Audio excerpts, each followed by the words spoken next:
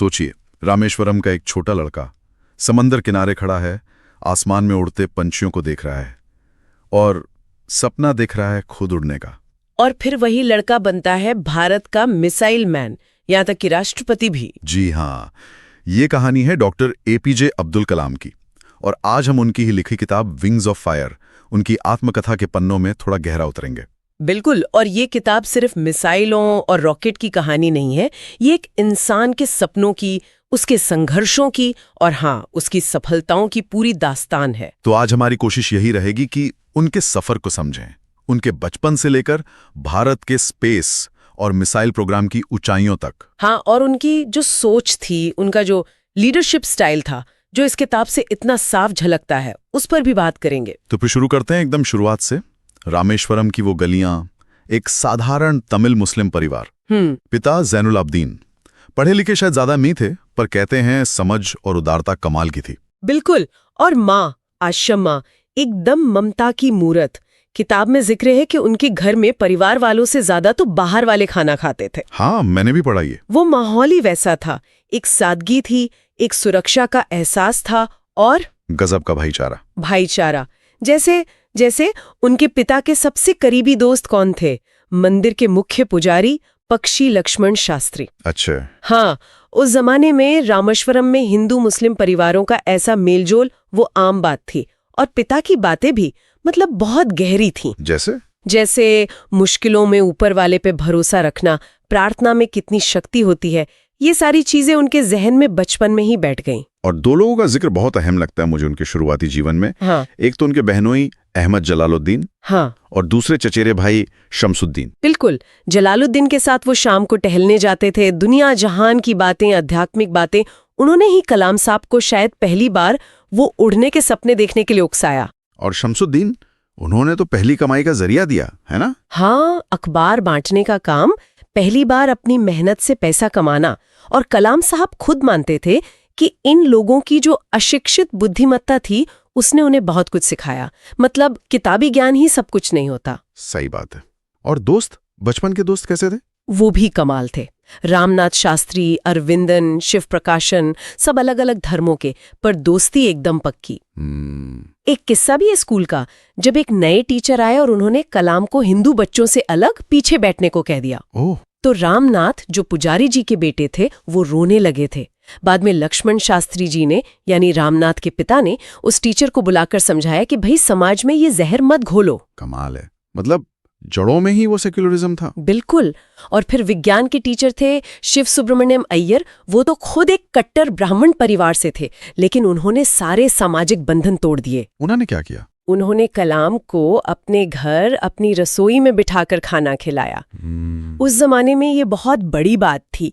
ये छोटी छोटी चीजें दिखाती हैं कि वो माहौल कैसा था और कैसे वो उड़ान का सपना धीरे धीरे पनप रहा था। फिर आया वो वक्त जब उन्हें रामेश्वरम छोड़ना पड़ा, आगे पढ़ाई के लिए रामनाथपुरम जाना था। और पिता का जवाब, वो भी कमाल था। उन्होंने खलील जिब्रान की पंक्तियां कहीं कि तुम्हारे बच्चे तुम्हारे नहीं हैं, वे जिंदगी की खुद की ख्वाहिश के बेटे बेटियां हैं। क्या बात है, मतलब अपने सपनों के पीछे जाने की ऐसी खुली इजाजत, ये बहुत बड़ी चीज थी। बिल्कुल। और रामनाथपुरम में मिले टीचर यादुरई सोलोमन, हाँ, उनका भी बड़ा प्रभाव रहा। उन्होंने सिखाया कि जिंदगी में कुछ पाना है तो 3 चीजें चाहिए: इच्छा, विश्वास और उम्मीद। इच्छा, विश्वास और उम्मीद। जी, उन्होंने कलाम साहब के मन में ये बात भर दी कि आस्था से तुम अपनी तकदीर बदल सकते हो। यहाँ से शायद उनके उड़ने के सपने को और पंख लगने शुरू हुए। फिर त्रिची के सेंट जोसेफ कॉलेज गए, फिजिक्स पढ़ी, लेकिन लगा कि इंजीनियरिंग ज्यादा जरूरी है उनके सपनों के लिए। हाँ, और फिर निशाना साधा मद्रास इंस्टीट्यूट ऑफ टेक्नोलॉजी यानी MIT पर। लेकिन वहां की फीस, वो एक बड़ी चुनौती थी। तो फिर तब उनकी बहन जोहरा आगे आई। उन्होंने अपने सोने के कंगन गिरवी रख दिए ताकि भाई की पढ़ाई ना रुके। ओह, ये त्याग दो। जी, और कलाम साहब ने ये बात हमेशा याद रखी। MIT में उन्होंने चुना एरोनॉटिकल इंजीनियरिंग, अपने सपने की तरफ एक और मजबूत कदम। और MIT में उन्हें अच्छे प्रोफेसर्स भी मिले होंगे। हाँ, बिल्कुल। प्रोस्पॉन्डर, प्रोफ पंडाले, प्रोफ नरसिंह राव, इन सब ने उनकी सोच को तराशने में मदद की। एक किस्सा प्रोफ श्रीनिवासन का है, वो बड़ा दिलचस्प है। हाँ, बताइए ना। प्रोफ श्रीनिवासन ने उन्हें एक एयरक्राफ्ट डिजाइन का प्रोजेक्ट दिया और डेडलाइन सिर्फ 3 दिन। कहा अगर नहीं हुआ तो स्कॉलरशिप वापस ले लेंगे। अरे बाप रे, सिर्फ 3 दिन? हाँ, कलाम साहब ने दिन देखा ना रात, पूरी जान लगा दी। और जब तीसरे दिन प्रोफेसर श्रीनिवासन ने डिजाइन देखा तो वो हैरान रह गए। अच्छा। उन्होंने कलाम को गले लगा लिया और कहा, मुझे पता था मैं तुम्हें मुश्किल में डाल रहा हूं, पर तुमने मेरी उम्मीद से कहीं ज्यादा बेहतर काम किया है। ये दिखाता है कि कैसे वो प्रेशर में और निखरते थे। लेकिन एक सपना टूटा भी, एयरफोर्स में पायलट बनने का सपना। हाँ, वो एक बड़ा झटका था उनके लिए। देहरादून में इंटरव्यू हुआ, 25 उम्मीदवार थे, 8 चुने जाने थे और कलाम साहब का नंबर 9वां आया। उफ, बस एक रैंक से रह गए। बहुत निराशा हुई होगी। बहुत ज्यादा। इतनी निराशा कि वो ऋषिकेश चले गए। वहां उनकी मुलाकात हुई स्वामी शिवानंद से। स्वामी शिवानंद? जी। और स्वामी जी ने उन्हें समझाया, कहा जो होना था उसे स्वीकार करो और आगे बढ़ो, अपनी नियति को समझो। जब कोई इच्छा सच्चे दिल से पूरी शिद्दत से निकलती है ना, तो ये पूरी कायनात उसे पूरा करने में लग जाती है। इस मुलाकात ने जरूर उन्हें एक नई दिशा दी होगी।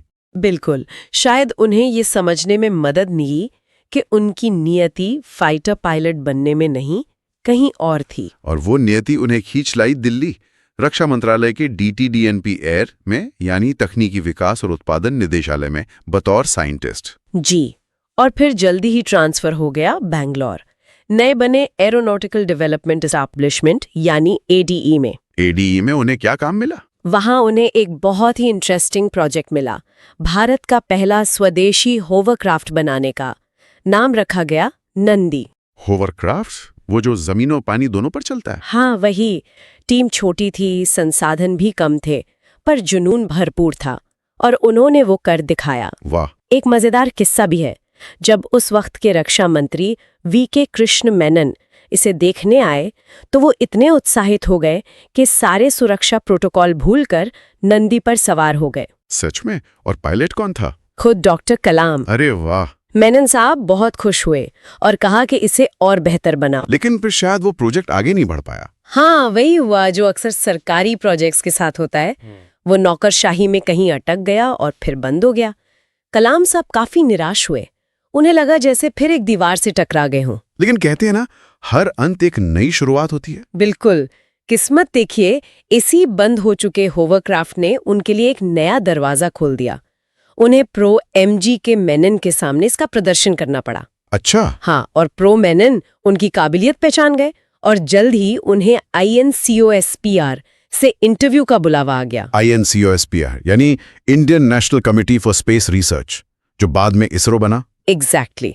और वहां उनकी मुलाकात हुई भारत के स्पेस प्रोग्राम के जनक डॉक्टर विक्रम साराभाई से। डॉक्टर साराभाई, ये तो टर्निंग पॉइंट रहा होगा। बहुत बड़ा। डॉक्टर साराभाई ने कलाम में वो चिंगारी देख ली। उन्होंने उन्हें रॉकेट इंजीनियर के तौर पर चुन लिया। ये कलाम के लिए जैसे कोई सपना सच होने जैसा था। और उन्हें फौरन नासा भेज दिया गया रॉकेट लॉन्चिंग की ट्रेनिंग के लिए। NASA training? और फिर वापसी? भारत का अपना स्पेस प्रोग्राम बस शुरू ही हो रहा था। हाँ, वो लौटकर आए ही थे कि भारत ने अपना पहला रॉकेट लॉन्च किया 21 नवंबर 1963 थुम्बा से। वो नाइकी अपाचे साउंडिंग रॉकेट था ना? जी। साउंडिंग रॉकेट मतलब वो छोटे रॉकेट जो वायुमंडल की स्टडी के लिए ऊपर भेजे जाते हैं। और पता है उसे कहाँ असेंबल किया गया था? कहाँ? एक पुरानी चर्च में। साधनों की कमी थी, पर जज्बा पूरा था। यहीं से भारत के अंतरिक्ष सफर की नींव पड़ी। और इस नींव को मजबूत किया डॉक्टर साराभाई के विजन ने।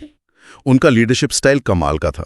वो टीम पर बहुत भरोसा करते थे, खुलकर चर्चा को बढ़ावा देते थे और एक ही व्यक्ति को कई जिम्मेदारियां सौंपने से हिचकिचाते नहीं थे। उनका बड़ा सपना क्या था? उनका सपना था कि भारत अपना खुद का सैटेलाइट लॉन्च व्हीकल यानी SLV बनाए। मतलब ऐसा रॉकेट जो हमारे सैटेलाइट को पृथ्वी की कक्षा यानी ऑर्बिट में स्थापित कर सके। और इसी सपने को हकीकत बनाने के लिए SLV-3 प्रोजेक्ट शुरू हुआ। जी। और इसमें कलाम साहब को एक बहुत अहम जिम्मेदारी मिली, SLV-3 के चौथे और सबसे मुश्किल हिस्से, जिसे स्टेज 4 कहते हैं, उसे डेवलप करने की। ये चैलेंजिंग रहा होगा। बहुत। इसमें नई सामग्री, नई तकनीक का इस्तेमाल होना था।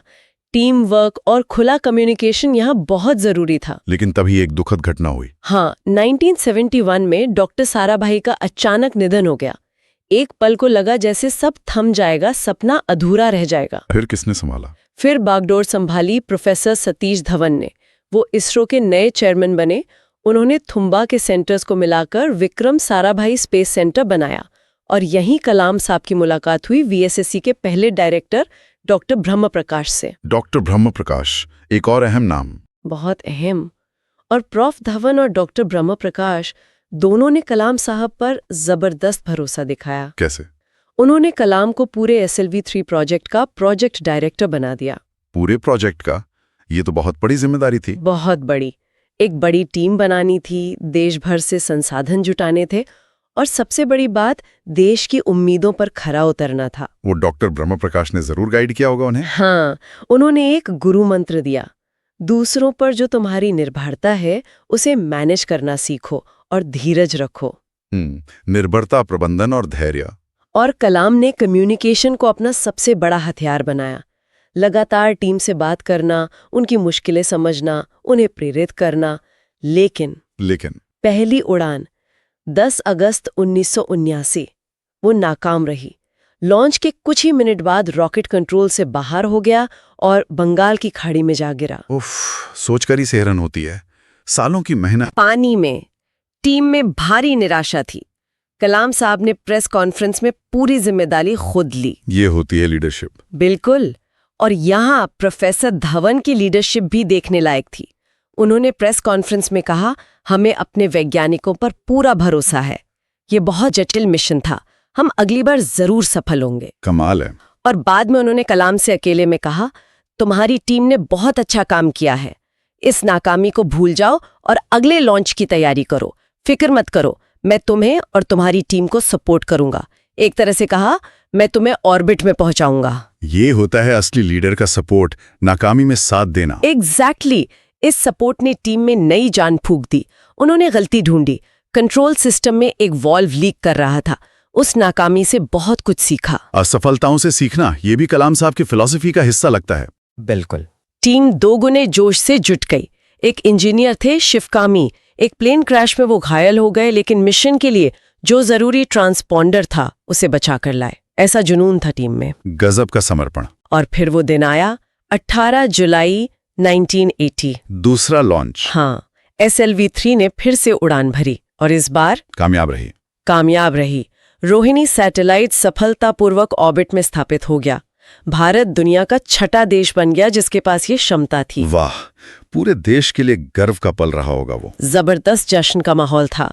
इस सफलता ने कलाम साहब को घर घर में पहचान दिला दी। उन्हें पद्म भूषण से सम्मानित किया गया। VSSC में उनका रोल भी बदला होगा फिर? हाँ, वो भविष्य के लॉन्च व्हीकल्स जैसे PSLV और GSLV उन पर काम करने लगे। VSSC में उनका काम सेट हो चुका था। लेकिन तभी कहानी में एक और मोड़ आया।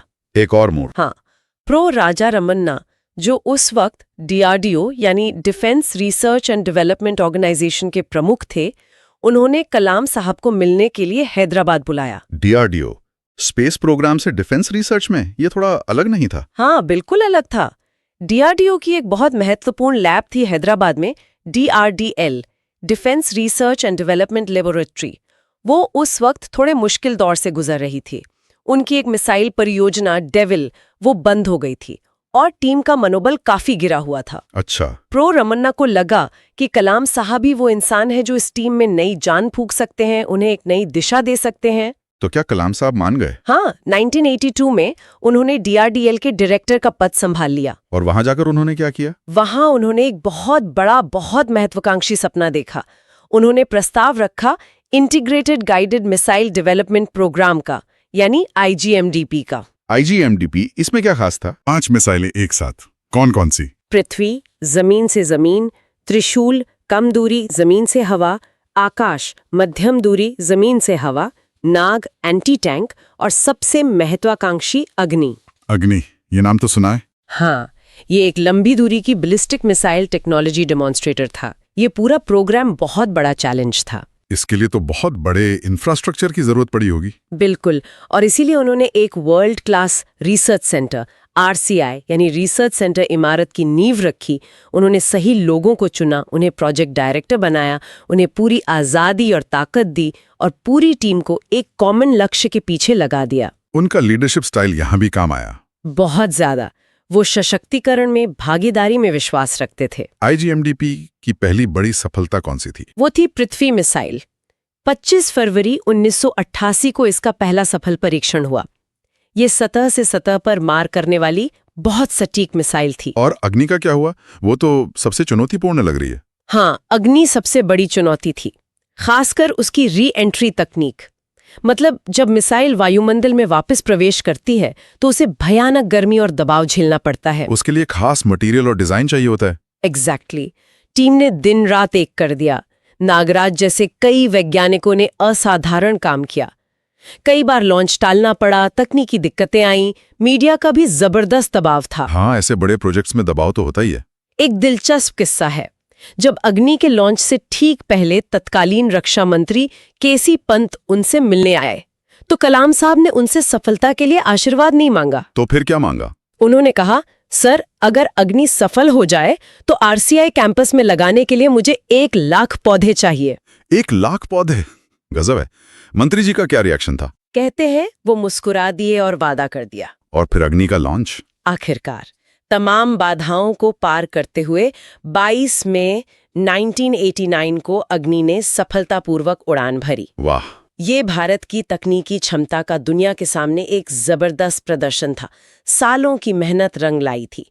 देश के लिए ये एक बहुत बड़ा गौरव का क्षण था। अंतर्राष्ट्रीय प्रतिक्रिया कैसी थी? मिली जुली। कुछ देश हैरान थे, कुछ नाराज भी हुए।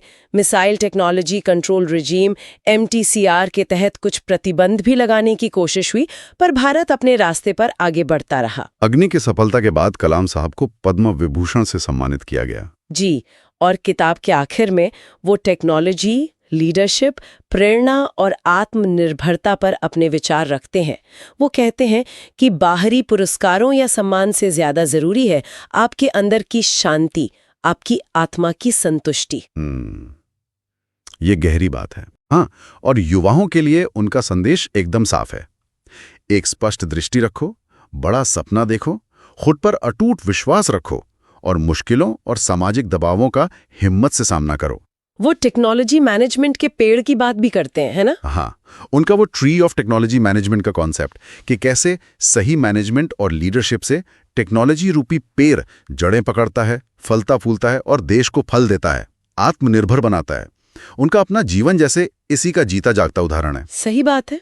उन्होंने कोई बहुत बड़ी भौतिक संपत्ति नहीं बनाई, बिल्कुल नहीं, लेकिन वो करोड़ों लोगों के लिए प्रेरणा का स्रोत बन गए।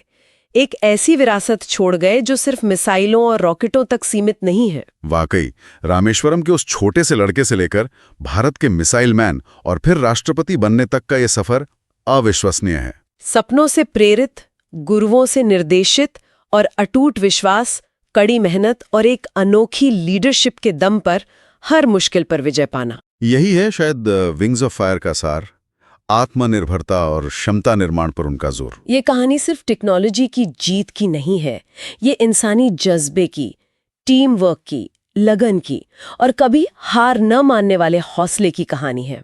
उन्होंने दिखाया कि अगर इरादा पक्का हो तो कोई भी मुश्किल नामुमकिन नहीं। और ये हमें सोचने पे भी मजबूर करता है। बिल्कुल। तो आज के श्रोताओं के लिए हम यहीं पे एक सवाल छोड़ जाते हैं।